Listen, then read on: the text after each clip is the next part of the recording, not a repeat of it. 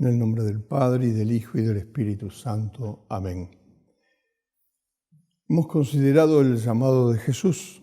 Ese llamado de Jesús es un llamado especial a cada uno de los seres humanos a la santidad. Y a la santidad, esa santidad tiene que ser una santidad cristiana, es decir, pasa por la imitación de nuestro Señor Jesucristo. Hemos considerado también el primer misterio del Verbo encarnado, que es el misterio de la encarnación. Allí, por así decirlo, comienza el cristianismo, porque comienza Cristo, el ungido de Dios. Y vamos a considerar ahora otro momento importante de la vida de Cristo. Es cuando a los pocos meses, cuando el ángel le dice a la Virgen, cuando el momento de la encarnación, mira, tu parienta Isabel, a pesar de la vejez, está por concebir un hijo. Era Isabel, Santa Isabel. Y la que era estéril es la que va a ser madre. Y entonces ya estaba embarazada de San Juan Bautista, primo de Jesús. Entonces la Virgen, que está en Nazaret, como pueden ver en el mapa que está en la pantalla, del norte se dirige hacia el sur, hacia un pueblo que está cerca a 11 kilómetros está cerca de Jerusalén, que se llama Ain Karim. Ahí, en estos momentos, en esta época, en este tiempo y durante los siglos anteriores, está y estuvo el santuario de San Juan Bautista y el santuario de la Visitación, porque recuerda el hecho de que la Virgen visitó a su parienta Isabel.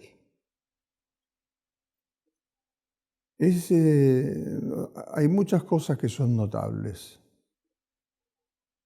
Por ejemplo, cuando la Virgen recibe el saludo del ángel, donde le dice que va a ser madre del Salvador, le dice lo que le está pasando a Isabel, que ya llevaba 6 meses de embarazo de Juan Bautista. Y la Virgen inmediatamente, o sea, rápidamente, se pone en camino. Señala el gran San Ambrosio que la gracia del Espíritu Santo siempre es una gracia presurosa. Por eso se suele decir, a Dios rogando y con el mazo dando, que viene a ser, cuando Dios quiere una cosa, rápidamente hay que hacerla.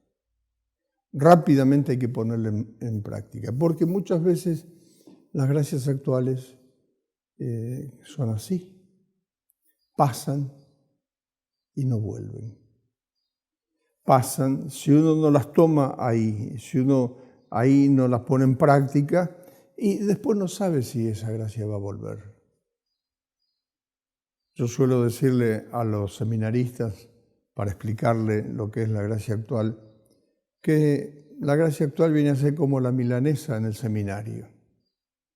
Cuando pasan la fuente con las milanesas, si uno no se sirve, y después perdió, no se queda sin milanesa. Sí, así pasa, o así puede pasar.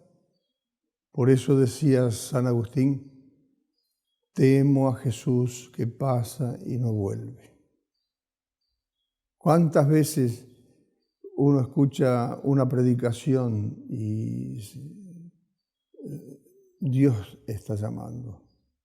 Y sin embargo uno no quiere hacer caso. Y después a lo mejor esa gracia no vuelve más. De hecho, nos da ejemplo la Virgen. Estaba ya ella embarazada de Jesús, sin embargo, rápidamente se pone en camino. En camino de aquellas épocas, que no había pavimento. Eran caminos de tierra. Eran caminos que no tenían las mínimas comodidades de tener posada de tanto en tanto, sino que se tenían que arreglar muchas veces como podían. Más o menos la distancia de Nazaret a Ain Karim son alrededor de 130, 150 kilómetros según el camino que se tome. Son por lo menos 3 días de camino. Cuando se hace más despacio son 5 días de camino. La Virgen ya ahí va pasando su sufrimiento, porque hacer semejante esfuerzo cuando ya sabe que está embarazada, ciertamente que es un sufrimiento. Pero ella, sin embargo, lo hace. ¿Y por qué lo hace? Lo hace porque finalmente esto es la verdad. Cuando uno ve que Jesús, como ella ya lo había experimentado al tenerlo en su seno, que Jesús, siendo Dios, sin embargo, se abaja hasta hacerse hombre para servir a los hombres. Y uno aprende lo que es el espíritu de servicio. Lo aprende de Jesús. Es otra de las grandes enseñanzas de Jesús. Él mismo lo dijo explícitamente: no he venido para ser servido, sino para servir. Pues la Virgen capta eso. Y al captar eso, pone en práctica el buscar de ayudar a su parienta, a su prima, ya mujer mayor, anciana, ya no podía tener hijos. Ayudarle en todas las tareas antes del parto y del parto. Y por eso va la Virgen. Es muy interesante también cuando la Virgen llega a ese lugar montañoso de Judea y se va a encontrar con su prima. Se pone muy contenta la prima Isabel. ¿Cómo viene a mí la madre de mi Señor?, dice Isabel. Y el niño, por Juan el Bautista, saltó de gozo en mi interior. El Espíritu Santo hizo ese milagro, porque venía justamente la Virgen con Jesús en su seno, en sus entrañas, en su útero. Y ciertamente que eso ocurrió porque Dios quiso que ocurriese.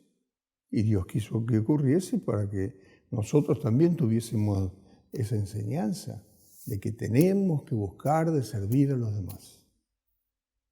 Si Jesús dijo, no he venido para ser servido, sino para servir, pues con mayor razón nosotros no tenemos que buscar de ser servidos, sino tenemos que servir. Y ahí esta mujer que estaba casada con Zacarías va a pronunciar unas palabras que son las palabras que repetimos los cristianos todos los días. Y los que tenemos la buena costumbre de rezar el rosario lo hacemos más de 50 veces por día. Bendita tú entre las mujeres y bendito el fruto de tu vientre, Jesús. Así como las otras palabras primeras son las que el ángel le dijo a la Virgen, las segundas palabras son las palabras que Isabel le dijo a la Virgen. Las primeras palabras, Dios te salve, Dios te saluda, alégrate, Jaire en el griego, María. Llena eres de gracia, el Señor está contigo. Y las otras son las palabras dichas por Isabel.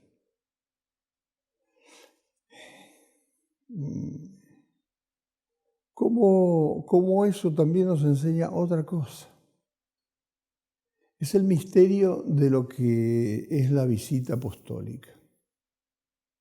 Esa visita que tantos cristianos hacen, por ejemplo, a los enfermos, que hacen a los presos, que hacen a los necesitados, que hacen a aquellos que están con algún dolor espiritual, como es común en muchos lugares que se van ayudando a personas ancianas que están solas, que no tienen ya familiares. Y esa ayuda es propia de la visita apostólica. Finalmente es el mismo Jesús que está visitando a Jesús que está presente en la persona del enfermo, en la persona de los necesitados. Y es allí, en ese momento, cuando la Virgen prorrumpe con ese canto hermosísimo, que es el canto del Magnificat.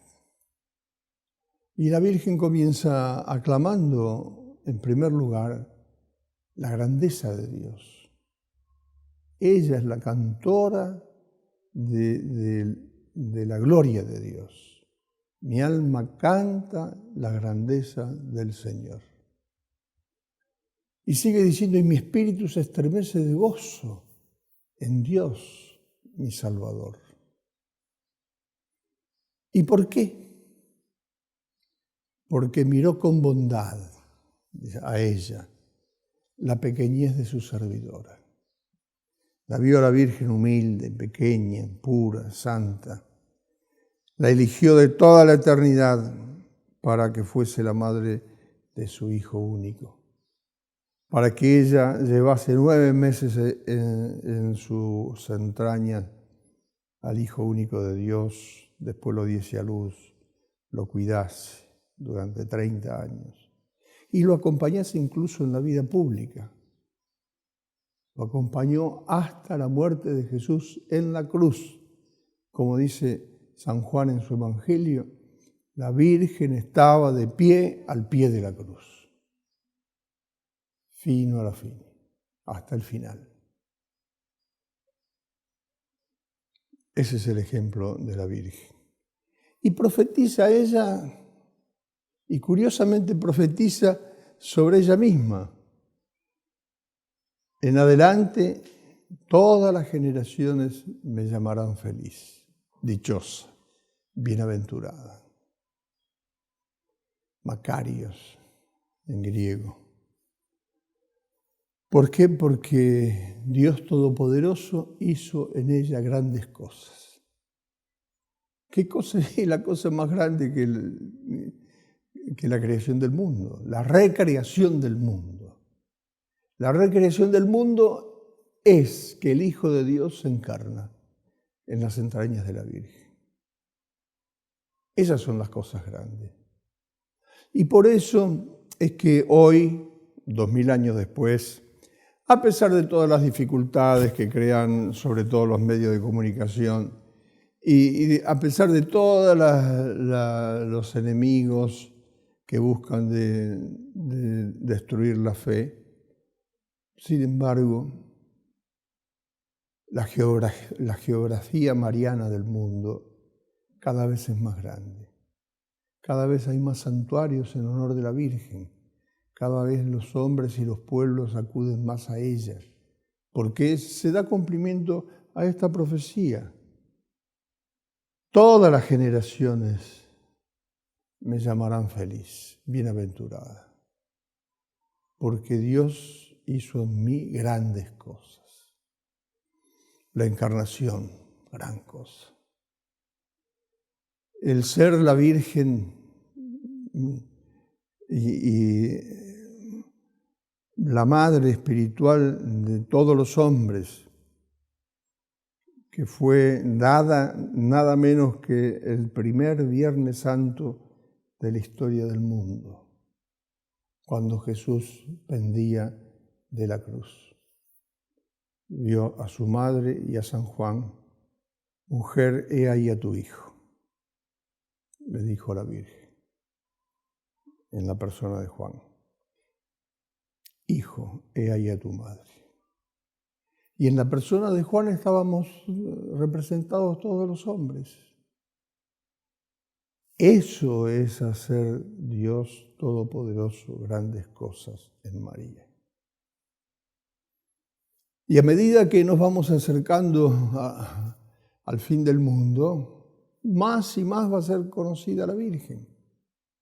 Porque Dios en su pedagogía no quiso que se conociese totalmente en el comienzo todo lo que la Virgen iba a hacer para los hombres, para que nadie se equivocase respecto a la importancia del Hijo.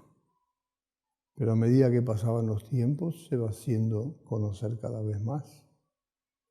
Y es por eso, porque Dios mismo le dio un poder a la Virgen absolutamente excepcional, por encima de todos los ángeles y de todos los santos juntos. De tal manera que un suspiro de la Virgen por un alma tiene más poder que las oraciones de todos los santos y de todos los ángeles del cielo juntos. Porque ese poder le dio Dios a la Virgen. No es todopoderosa la Virgen, porque solo Dios es todopoderoso. Pero la Virgen es omnipotente en su oración. Por eso se la llama la omnipotencia suplicante.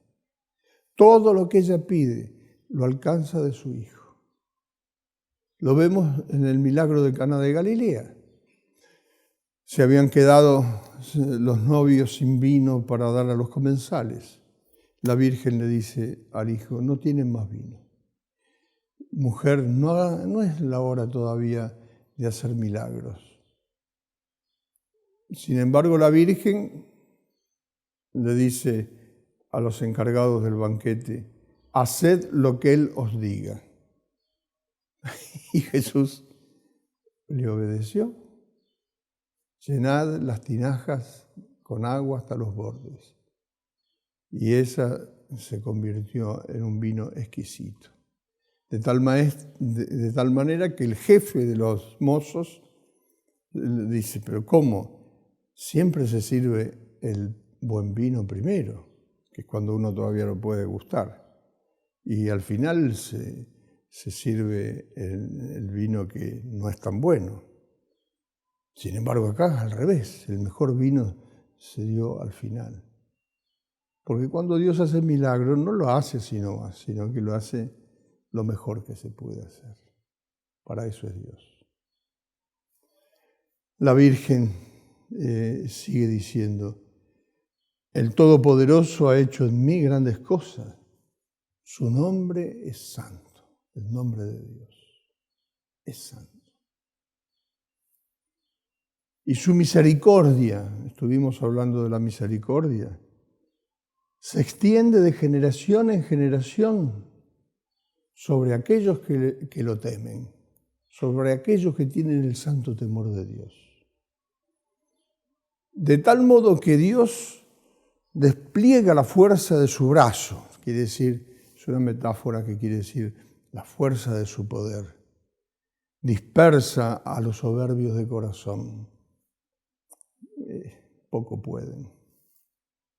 Derriba a los poderosos de su trono, eleva a los humildes, colma de bienes a los hambrientos, despide a los ricos con las manos vacías, socorre a su pueblo Israel, su servidor, acordándose de su misericordia, como lo había prometido a los padres antiguos, los patriarcas, los profetas, en favor de Abraham y de su descendencia para siempre. Y allí la Virgen María va a estar 3 meses ayudando a su prima.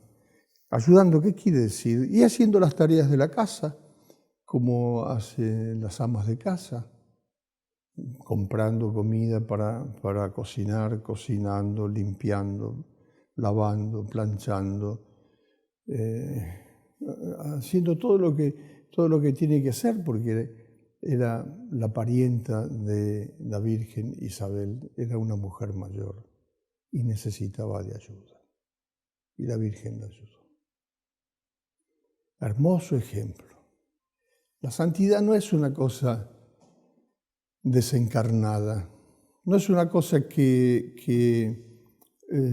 es cuestión de palabras, sino la santidad es algo que son hechos concretos. Hay que ayudar a quien está necesitado. Hay que servir a aquellos que necesitan de nuestro servicio. Y sin pedir nada a cambio muchas veces, porque cuánta gente es mucho más pobre que nosotros y no tiene con qué pagarnos, sino simplemente con un decirnos gracias. Eso es ser cristiano. Eso es seguir a Jesús. Un hombre, una mujer, con esas disposiciones es invencible, porque lo sigue a Jesús, que murió una vez y ya no muere más.